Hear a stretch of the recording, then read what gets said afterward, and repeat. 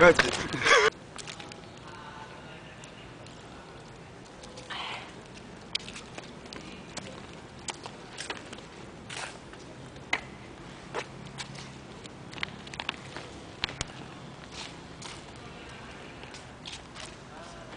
mo ba kung saan napupunta ang tinatapon natin basura?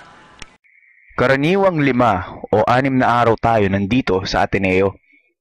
Araw-araw tayong kumukonsumo ng pagkain at tumadagdag ito sa naiipong basura natin.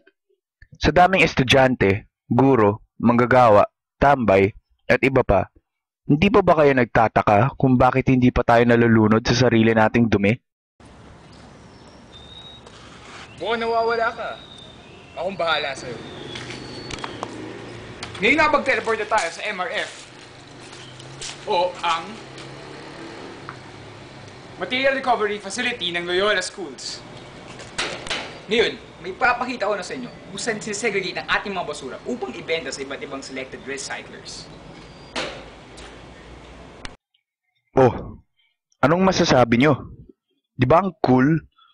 Meron pala tayong Material Recovery Facility para makategorize ang mga basura natin. Pero bakit tinatanong nyo? Anong pakialam namin dyan? Pwede ko naman iwanan ang basura ko kahit saan kasi pupulutin naman ng janitor eh. Hindi ko naman trabaho mamulot ng basura. Ulol, tarantado ka pala eh. Trabaho natin lahat na panatiling isang maganda at maayos na lugar ang university natin para maging isa itong lugar na makaka-encourage sa atin para mag-aral ng mabuti. Go. Di forget other ways eh. Kahit ano ng basura, pwede mo itapon dyan. Kakasta ka bilang eh. Yeah!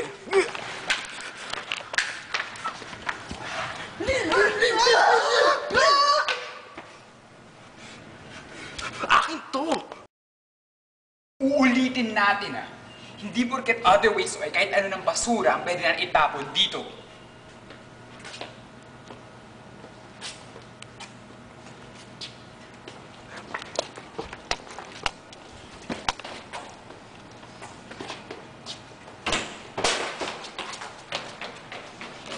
Yan ang tama.